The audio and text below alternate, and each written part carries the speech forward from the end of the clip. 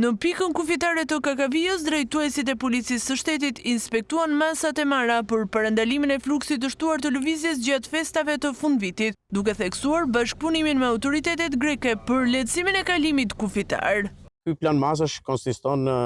shtimin e sporteleve në pikat e kalimit kufitar dhe të punojësve të policisë dhe konkretisht në ato pika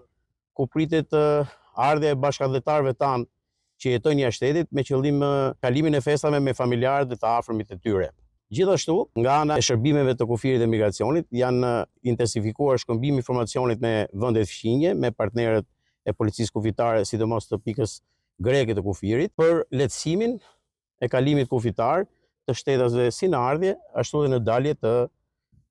vendit tonë. Policia rrugore, me masa të plota dhe masa shtesë në gjitha akset rrugore, urbane dhe interurbane,